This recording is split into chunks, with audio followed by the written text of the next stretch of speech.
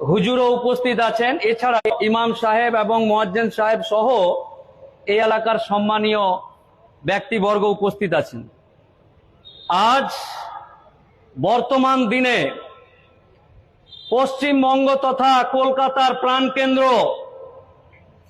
Rajarhat new town চৌরাস্তার মাঝখানে জাতি ধর্ম বর্ণ নির্বিশেষে আমরা উপস্থিত হয়েছি আমাদের প্রিয় রসুল আহমদ মুস্তফা হযরত মুহাম্মদ সাল্লাল্লাহু আলাইহি সাল্লামের চরিত্র সহ বিভিন্ন রকম গুণগান সারা বিশ্বে যেন ছড়িয়ে যায় তার উদ্দেশ্যে।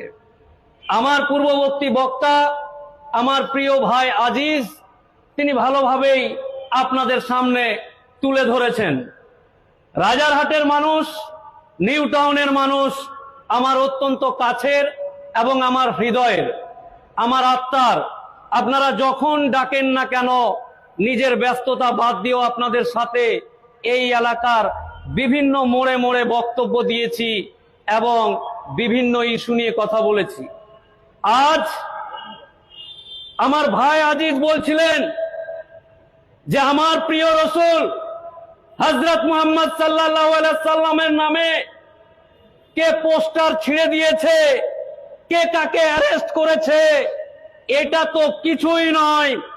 আমার রাসূলের জন্য উম্মতে মুহাম্মাদি নিজের হাতটাকে গলার ভিতর ঢুকিয়ে দিয়ে কলিজাটাকে ছিঁড়ে 1 সেকেন্ডের মধ্যে বের করতে পারে, এটাই হলো উম্মতে মুহাম্মাদির পরিচয়।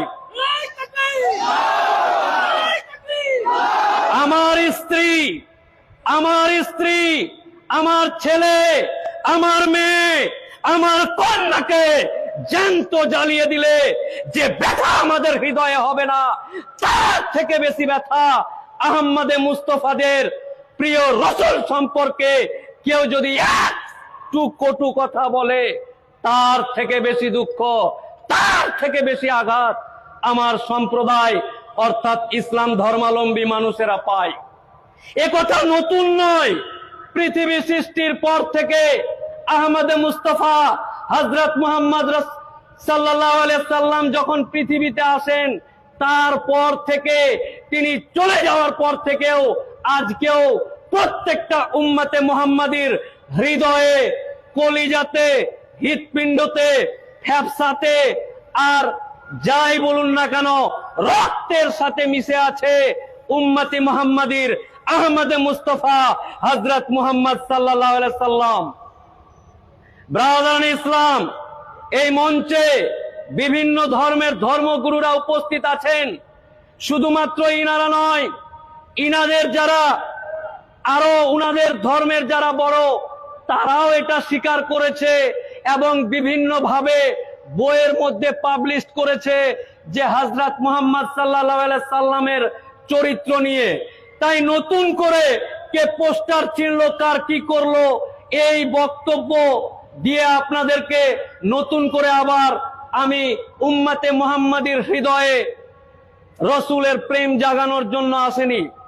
ব্রাদারান ইসলাম, এই মঞ্চের টপিক থেকে বাইরে গিয়ে আমি দু একটা কথা, যেহেতু এখানে অনেক মানুষ উপস্থিত হয়েছে, আমি দু একটা গুরুত্বপূর্ণ কথা বলে আজকে অত্যন্ত বেদনাদায়ক হৃদয়ে, মনে করুন আপনার ভাই, আপনার জাত, আপনার কওমের একজন আপনার ভাই আপনাদের কাছে কাঁদতে কাঁদতে এসে, একটা হাইকোর্টের উকিল, আইন জানা মানুষ আপনাদেরকে কাঁদতে কাঁদতে একটা হৃদয় নিয়ে বক্তব্য দিতে এসছে। এই বক্তব্য আপনাকে শুনতেই হবে এবং শুনে এটাকে মানতেই হবে। অন্যদিন কি করেছেন, কেন করেছেন, সেটার থেকে বড় কথা আজকে আমার বক্তব্য হবে এই এলাকার মাস্টারমশাই, এই এলাকার ডাক্তার বাবু, এই এলাকার শিক্ষিত যুবক, এই এলাকার পয়সাওয়ালা মানুষ, এই এলাকার মেধাবী ছাত্র ছাত্রী, তাদের প্রতি আমার বক্তব্য, আমার মঞ্চের সামনে থাকা দিন আনা দিন খাওয়া এই মানুষগুলোর কাছে আমার আবেদন নেই। তারা নিজের সংসার চালাতে গিয়ে মাথার ঘাম পায়ে ফেলে 300 টাকা ইনকাম করবে কি দিয়ে, এটা নিয়েই ব্যস্ত।